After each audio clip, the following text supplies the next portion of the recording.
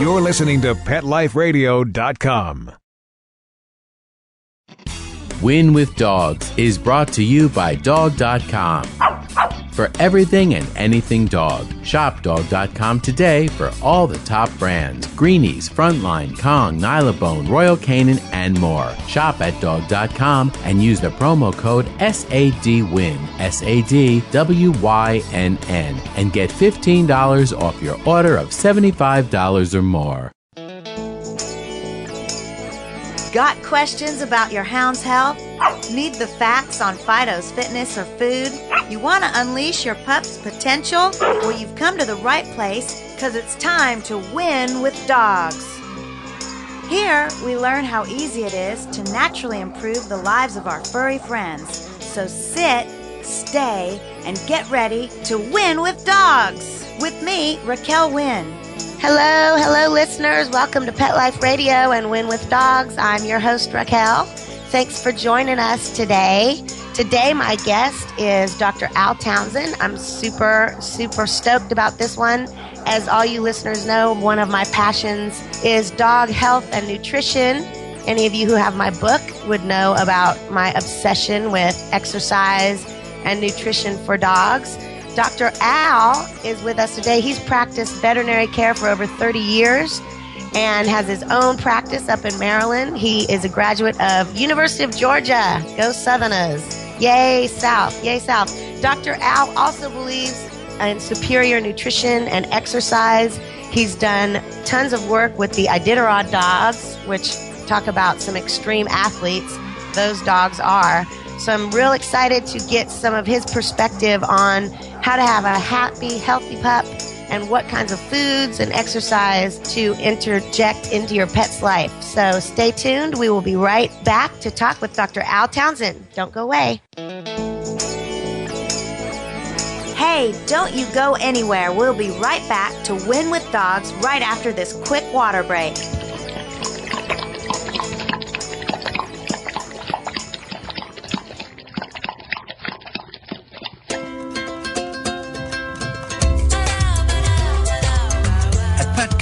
We really love pets. There isn't anything we won't do to make sure they're getting the best products and the best care. So when you ask us a question like, so how do you feel about cat condos? We can say from experience, feels like home for her. Enter the code WYNN10, WYNN, the number 10, and get 10% off any order.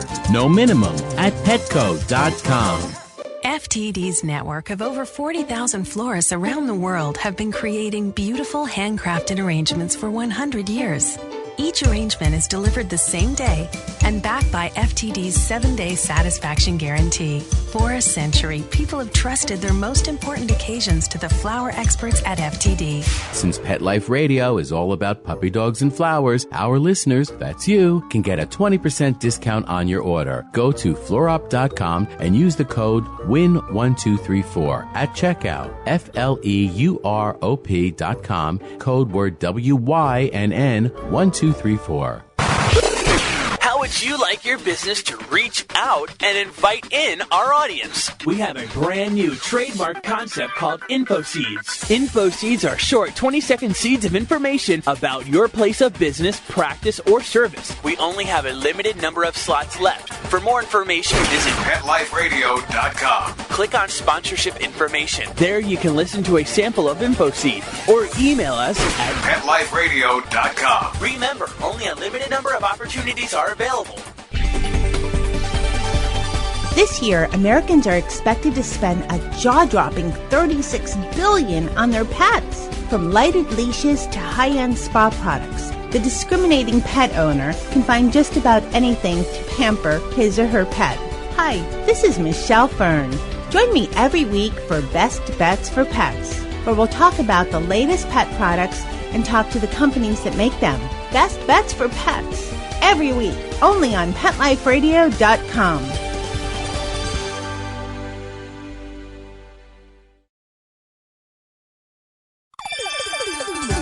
Let's Talk Pets on PetLifeRadio.com.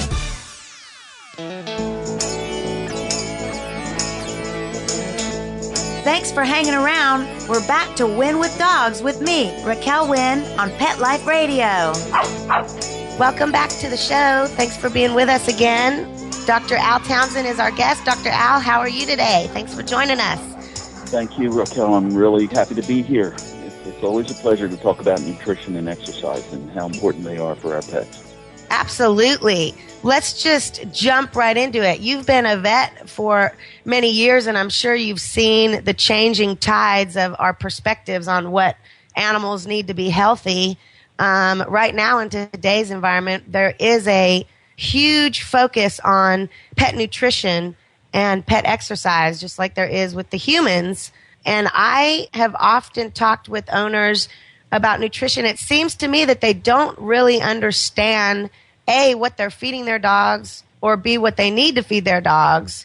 And one of my problems, and I don't know if you agree with me, but I'd love to hear your opinion on feeding dogs just straight on the shelf kibble that is kind of, able to live on the shelf for many, many, many years, full of preservatives, etc. This can't be good. Am I right? Well, I think consumers today, or as we call them, pet parents today, yes, are a bit more knowledgeable than they have been in the past about good nutrition, not only for their pets but for themselves.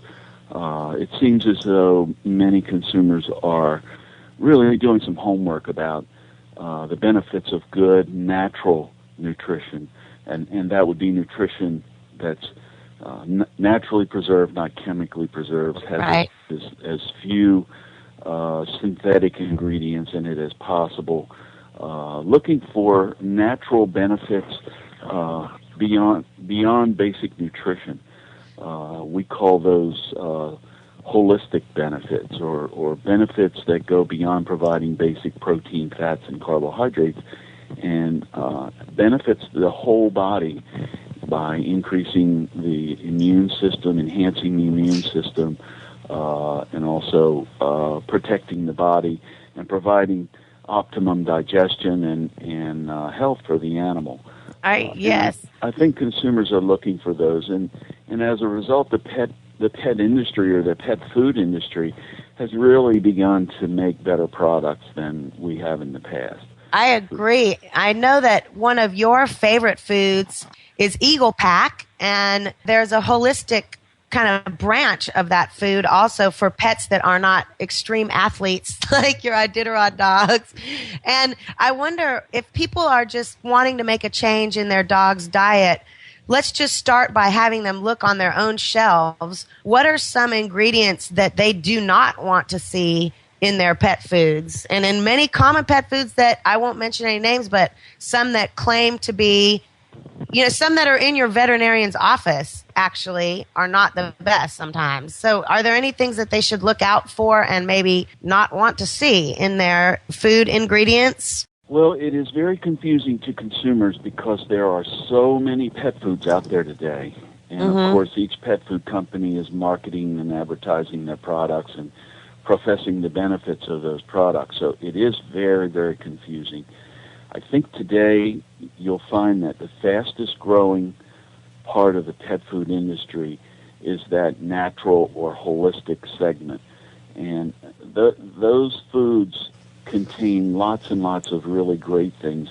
They're bioavailable nutrients, is what you're saying. Bioavailable. Which means that when your dog eats them, listeners, that they are available, they're living nutrients that can keep your dog's body in a natural state of healing, which we know most bodies tend to heal. We're trying to kind of prevent the breakdown phase that all bodies hit as they age. So, Dr. Al, I believe you're talking about holistic benefits for prolonging what we call the anabolic state of the body state where it continues to heal and produce healthy cells.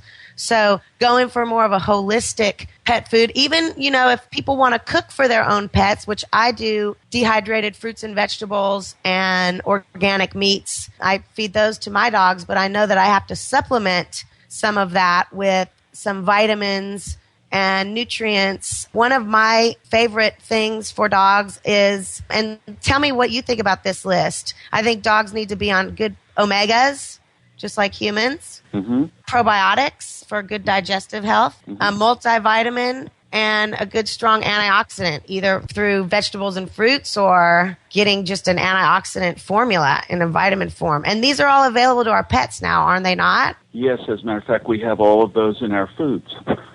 That's fabulous. And so your foods have all of the magic four, as I call it.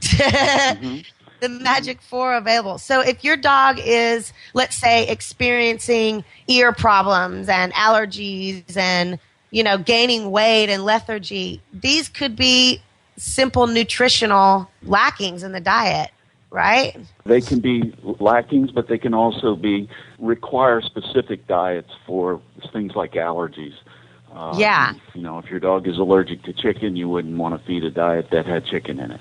And how would you find out what your dog is allergic to? Just by process of elimination, I guess? Trial and error? True. There's really no specific test for allergies that works well for animals. And so most nutritionists would agree that it's trial and error. It's trying a single protein diet that the dog has not been exposed to before or in the near past. So if the dog if the dog is eating a diet with chicken in it, you would want to try a diet that didn't have that would have a protein in it like fish or lamb or duck as a single protein source. And so feed that's that. Very important with allergies. Yeah, feed that to them for a while and just see how it goes, I guess. Oftentimes can take up to 2 months for those bad allergens to get out of the system. So you have to feed those diets a little longer than you would think. There are also problems with what we call food intolerances, too, and that's not quite an allergy, but it is a sensitivity to certain ingredients. Usually the chemical ingredients in the foods, chemical preservatives, things like that, artificial flavors and colors. And so those should also be avoided. They can cause some serious digestive symptoms as well. Yeah. I know my little Bichon has some strong allergies, and it affects him a couple different ways. Either one, his teeth start being extremely, bad breath, etc., or he gets this pink little pig skin. He turns into Mr. Piggy. Well, that certainly is a predominant symptom with food allergies in dogs, but also can be environmental allergies too. Yeah. Agreed. So you're big on nutrition, and you work a lot. You've done tons of work with the Iditarod dogs, which is fascinating to me because you talk about like Iron Man, extreme athletes. These dogs are burning tons of calories, and they're in freezing cold weather, which ups their metabolism even more. So if your dog, let's say, is an extreme exerciser, the weather plays an impact on what types of nutrition they would need, I would think. I don't really know much about that. If you have a strong athletic dog in the warm climates, they have different nutritional requirements than dogs in the cold, I would think. Well, it takes additional calories to stay warm, and that's something that in cold climates or wintertime you really need to pay attention to.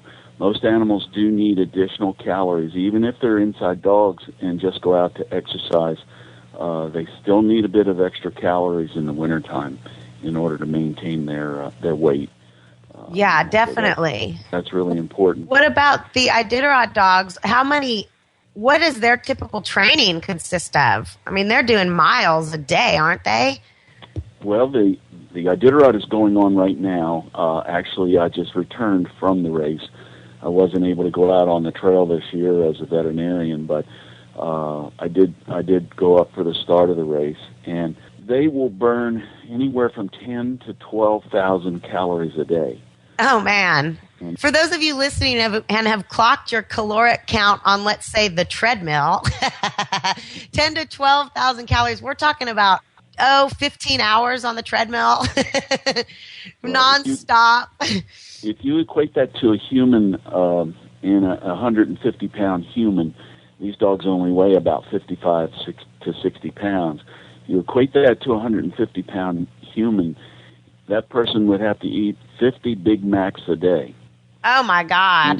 In order to get that kind of calories, so it is a challenge to get that many calories down the dog during the day. That's the mushers will feed the dogs 8 to 10 times a day, just snacking and feeding high energy, lots of fat, because fats contain lots of really good calories for these dogs, in order to maintain their weight and allow them to travel the 100 or so miles a day that they need to travel in order to do this race. That's amazing. And so you're talking about good fats, the good quality fats. We have a kind of I think, misperception on fats in our diet just because we don't know the difference between good and bad fat. But fat is actually needed for burning, for, maintaining our metabolic system, and bad fats are not needed at all. So we can get good fats from just proteins and not butter. Animal fat, I assume you're talking about. Good animal fats. Right.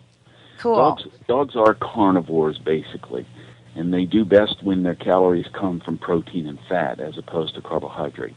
And so, when you're looking for a diet that is optimum for an active dog, you really want to look for a protein-based diet. You want to look for proteins or meats as the first ingredients in the foods, and not carbohydrates, not grains.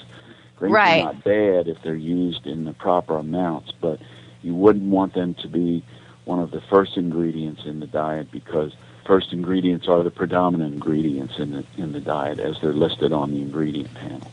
And carbs, when we eat them, create an insulin response in the body, and it just, totally shoots up the dog's insulin, which creates all kinds of triggers to store fat instead of burning fat. So sometimes if you have an overweight dog, I think the heavy carb foods just contribute to that inability to lose weight, for sure. I think, though, talking about carbs, you've got the whole grain carbs, brown rice, corn, etc., all that stuff. But then you have complex carbs like vegetables and fruits that I think are way more easily digested by a dog and definitely beneficial because of the vitamin content, too. So is there a difference between those kind of carbs? I always thought there was, but I'm not sure. There are so many advantages to fruits and vegetables for dogs: antioxidants, vitamins, minerals, all kinds of really great things in fruits and vegetables, which we think should be in a dog's diet.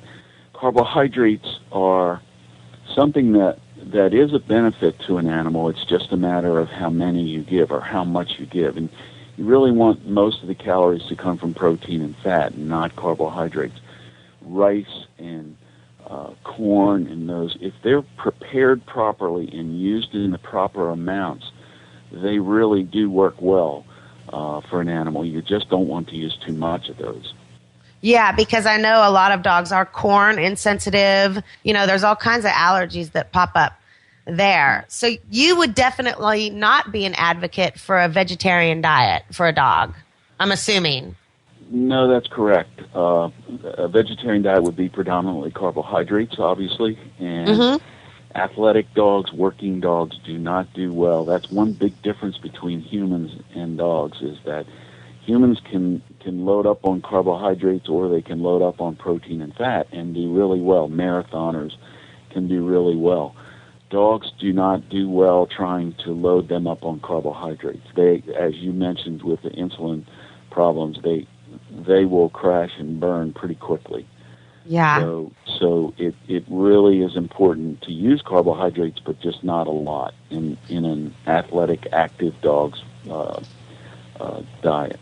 I agree with you, and I like your well-roundedness and balanced approach. You're saying, use a little bit of everything. I also know, talking about food trends, there's a group of people that are vegetarian, pushing the vegetarian diet. There's groups of people that are pushing just the straight protein-only diet, and I don't think I agree with that either. I think balance is the key, getting everything from all groups. Protein, fat. You're exactly right. I think that it's important to have a well-rounded, balanced diet that meets the life stage of the animal, the activity level, the time of the year, and actually the breed type of the animal as well. There's a huge difference between the Yorkshire Terrier's nutritional needs and a Great Dane, especially puppies.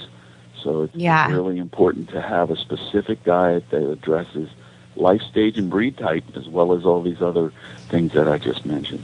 Yeah, so if people are really interested in making a change with their dog's nutrition and checking it out, one site that you all can go to is, and some of the food that Dr. Al recommends is www.eaglepack.com, and there are many different products for cats and dogs on that website. I also like a food called Sojos, S-O-J-O-S, which is the dehydrated fruits and vegetables. You do have to add your own meat to that, which may be a little bit more involved than people want to be. Also, Dr. Al has a blog post on Zootoo, ZOOTOO.com. If you ever want to go to another awesome pet site, Zootoo is a great site to check.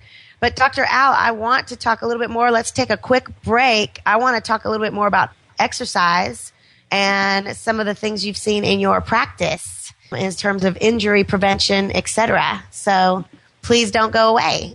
And listeners, don't you go away. We'll be right back after this short break. Hey, don't you go anywhere. We'll be right back to Win with Dogs right after this quick water break.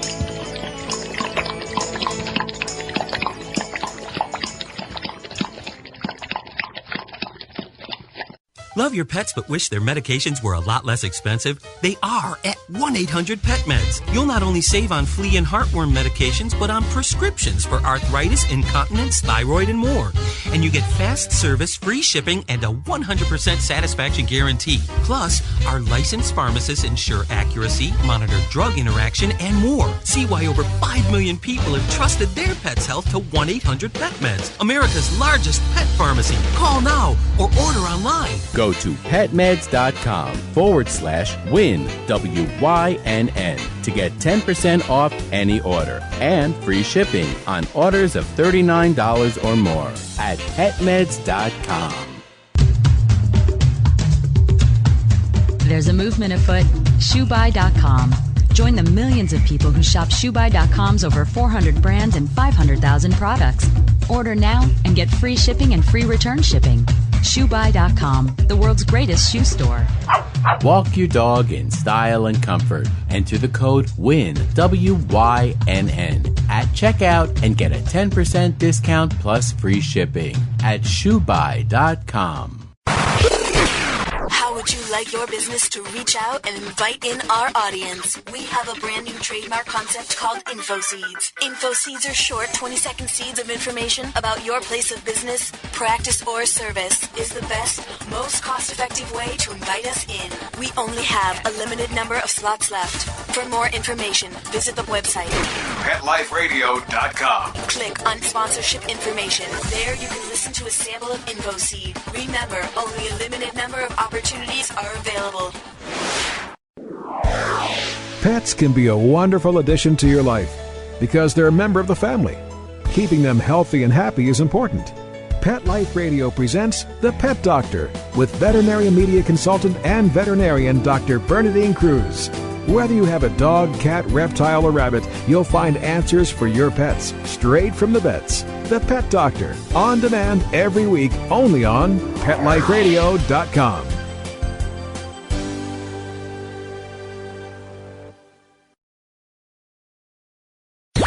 Let's talk pets. Let's talk pets On Pet Life Radio. Pet Life Radio. PetLifeRadio.com.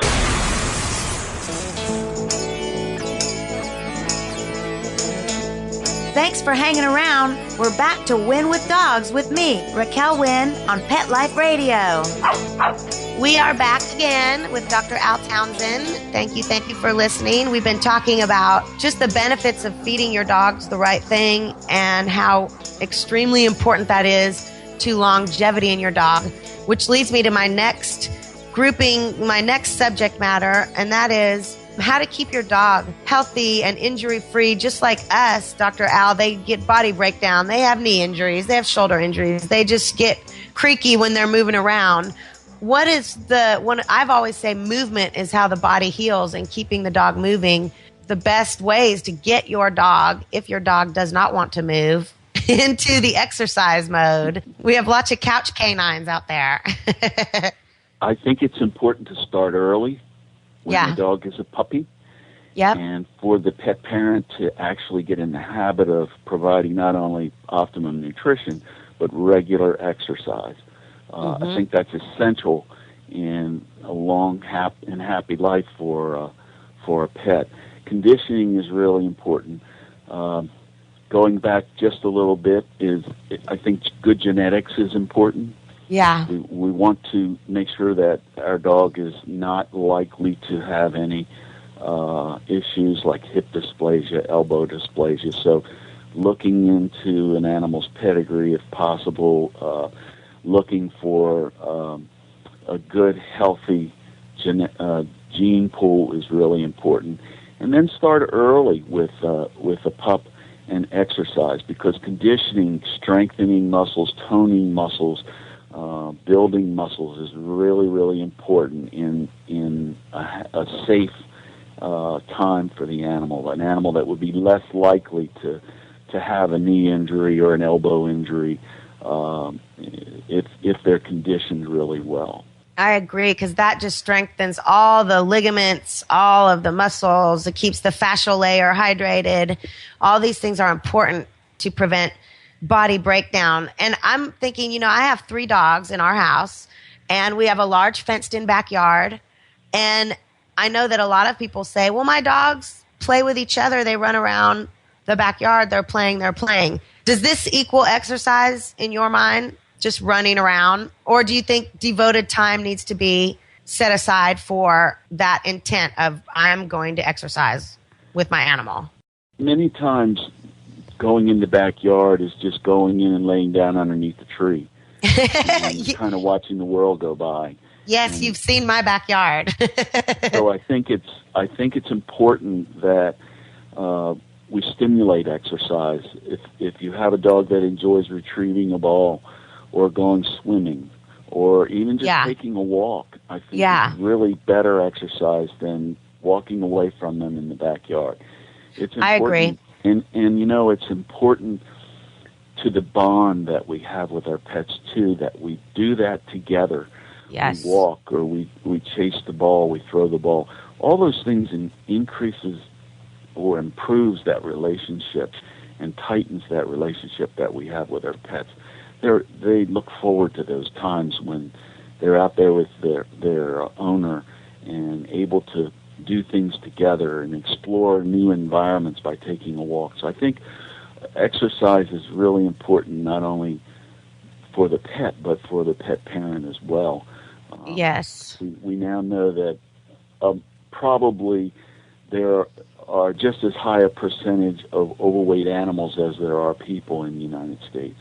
Yeah. And predominantly that's caused by lack of exercise. So having a dog is a really, really good way to have your own exercise and help prevent medical issues, condition yourself as well as your pet. And just get in the habit. I agree. I think some of our pets obviously are taking on the bad habits of their parents, definitely. And it's interesting. I work with a lot of animals, dogs primarily, and their parents, and it's really interesting to bring up the overweight topic with, and I'm sure as a vet, you know what I'm talking about. That's kind of a little bit of shaky ground to say to a pet parent, your dog is overweight, and what are you doing about it? They definitely, I think, get defensive right off the bat. I definitely think that is true. But they also, those pet parents that have animals, if we can have some accountability with those animals and start an exercise program ourselves, that's perfect. That is perfect. And we all know dogs love to be involved in our lives. That's right, Dr. Al. That's why they need that bond with you doing these activities. And intention is so important. Setting your intention of, I am going out with my dog.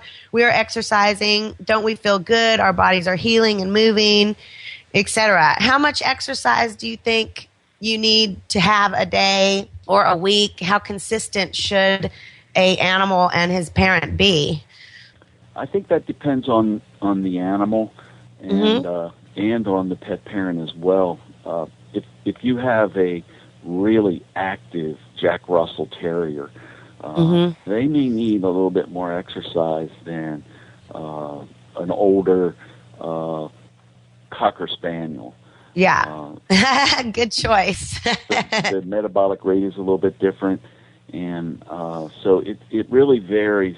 I think it should be a good workout, and that can be 20 minutes, a half hour, or it might be an hour a day. The most important thing is it should be on a regular basis. Regular, consistent basis. And you just want to do enough where you see your dog panting. That's how you know it's a good workout. You know, you don't want the tongue hanging to the ground because that means he's probably dehydrated and overheated. But a good, nice little pant, I think, is indicative of a good workout, wouldn't you say? Yes, and to that point, if the animal is overweight or pretty much a couch potato now and you decide, well, I'm going to change that. I'm going to get the weight off. I'm going to increase exercise. You want to do that very slowly. Yes. That animal may not be in very good condition, and especially in the summertime, could really be vulnerable to getting overheated. Yes. You really want to start out slowly, but as the animal improves and conditioning gets better, I would extend that exercise out a little bit longer so that it is an actual workout, a good workout for the animal. Right. So basically, we want all you listeners, we want to periodize their exercise program, just like you would not go to the gym, or maybe you do go to the gym and work out really hard. You know, the next day, if you haven't done it for a while, you are hurting, you're aching, your muscles are sore. So that will happen to your dogs. I call it the weekend warrior syndrome. We don't want full on like retrieving the ball for 2 hours on a Saturday and do nothing else the rest of the week. Because that is actually more detrimental, I think, than beneficial in terms of breakdown. Yes, that's why it should be on a regular basis. Because totally agree. We see problems with sometimes with hunting dogs that maybe hunt on weekends with the owner, and then all of a sudden the owner decides to take a week's vacation and go to South Dakota and go hunting every day for most of the day, and usually after that first day the dog is not conditioned well enough and really sore and may be unable to really work out the next day because it's so sore. So it is important to condition the animal to the physical activity that you're looking forward to. Yes, agreed. And also a lot of dogs out there will push through that soreness just to do what they feel like they are supposed to do. And that's when we get, I think, a lot of injuries happening. One thing I actually wanted to ask you about, one of my clients has a bulldog named Rocky. He's a sweetie, and he just had an ACL tear playing in the backyard. And I don't know if you will agree with this, but I don't like cutting on the body. I know that there are acute issues that definitely need remedying, but I advised my client to just wait a little bit and see how the knee was doing. He opted to get surgery right away, which I totally understand. They did a new procedure called tight roping, where I don't really know how to explain that, but the knee got really infected. They had to totally take everything out that they did. So now he's in a process of just letting the knee heal, but still has the ACL tear. My question to you is, you know, we have more than one. We have the MCL, the PCL, the ACL in the knee. What would happen, let's say, how important is it to surgically remedy that? Or is it okay to not do anything and see how that knee heals itself and let the dog, you know, try to work around it? I know sometimes you get ACL repair on one knee, the other knee goes really soon thereafter. So I guess what I'm asking is, how crazy am I to advise not getting surgery on that ACL tear? Well, there are all kinds of, there are multiple different procedures for repairing an anterior cruciate ligament rupture. And it was a partial tear, by the way. It was a partial tear. Well, if it's a partial tear, you may want to give it some time. But generally, those will eventually tear. And you're right that when that happens, that it creates a looseness in the joint, and there's a specific test that the veterinarian can do on a relaxed knee that will it actually just demonstrates the looseness in the joint that occurs as a result of that tear. And over time, that's not going to heal. That ligament is not going to heal.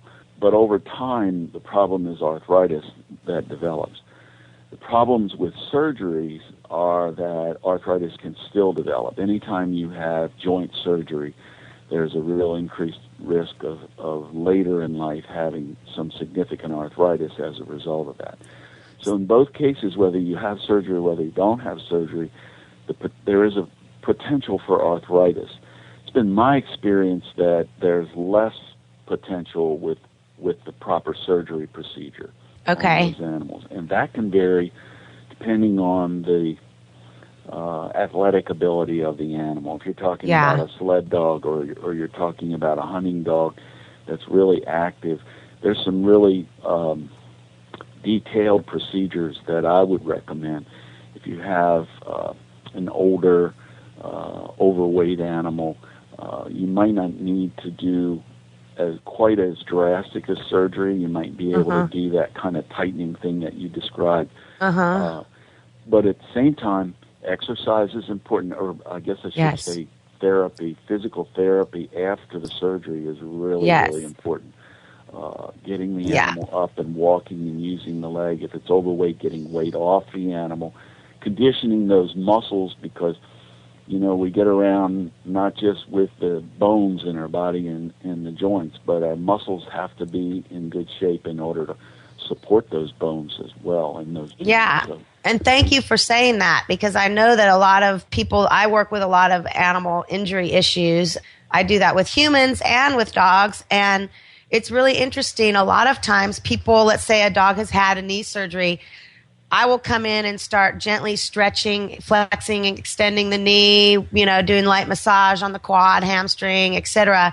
And a lot of times those pet parents will say, oh my God, you can touch his knee. I mean, we haven't even touched that knee. We haven't even dared touch it, which to me is that's just terrible, because our body is moist heat. And we know that moist heat softens all of that constriction and scar tissuing. Also, so touching is a fabulous way to kind of rehab. Gentle touching, slight massage, just getting the blood flow, oxygenation back into that joint. And then also icing, I think, is fabulous for animals. If you can get your animal to let you put a peck of peas on his knee if it's sore, icing it is great. But you're right, we have to keep it moving. I mean, now with knee surgeries on humans, they used to have you off your feet forever. Now it's like the next day you're on the bike. We don't want that body to bind and overprotect and overcorrect. Well, that's equally important with animals, too, is to get them up and moving as soon as you can. Yeah. Well, that's really interesting. So I guess the takeaway is food is probably top of the list on health, like what you put in your dog's body for maintaining health. Exercise, I would say, would be even second beneath that. Would you? I mean, nutrition to me. I think they're equally important. Yeah. We can't stay healthy without exercise. Right. Doesn't make any difference what we eat, or if we don't exercise, we're really still going to have potential for problems. Muscles and we have can't to stay conditioned. We have to keep our heart rate up. Our heart has to be able to recover from exercise, and that needs conditioning. So we really need to do that. We need both. I love that. And also remember, when you are exercising, humans, and your dogs are exercising, you're just increasing your core temperature. You're flushing your system. That is so amazing. Think of when you get sick, your body gets a fever to burn it out. So essentially, by increasing your core temperature, you're inducing like a mini clean out fever for that 30 minutes. It just like burns out all the impurities. It's fabulous. So keep it up. So if Dr. Al, what other sites do you want me to mention for listeners to? I would love to talk more about Iditarod dogs, but we don't have any more time. Where can some people go besides Eagle Pack and Zoo2? Is there any other sites you want me to include that they can find you and what you're doing? Well, you mentioned our other pet food too. The Eagle Pack product also is our diets for more active, physically active dogs, but we do make a more holistic diet called Holistic Select. Ooh, that's a great food. That's a great one. It has a separate website, www.holisticselect.com. Okay. And the Eagle Pack website as well as the Holistic Select website have clubs, pet clubs. And I would encourage everyone to join those clubs. There are coupons for discounts, and there's also additional information about nutrition, the importance of nutrition and exercise on those websites. Great. That is so fabulous. Thank you. Gosh, time went flying by. I could ask you millions of things. Thank you so much for being on Wynn with Dogs and sharing your knowledge and all of the work you've done as a veterinarian. Thank you. Thank you. You've won the Golden Stethoscope Award, I might add, with your work with the Iditarod dogs. So I thank you for all your work, and thank you for being a guest. It's my pleasure, and I'd love to come back anytime. All right. Exercise and nutrition are my passion with pets. Me too. Yay. Like mine. Awesome. Well, thank you all for listening. I appreciate it. If you have any questions, you can email me at Raquel@PetLifeRadio or check out these great websites, www.holisticselect.com or eaglepack.com, zoo2.com to get some of Dr. Al's blogs. And you go win with your dogs. Thank you for listening. Exercise, nutrition, interaction, and love make for one healthy, happy hound. Give yourself the gift of knowledge on demand every week right here at Pet Life Radio with me, Raquel Wynn, and Wynn with Dogs.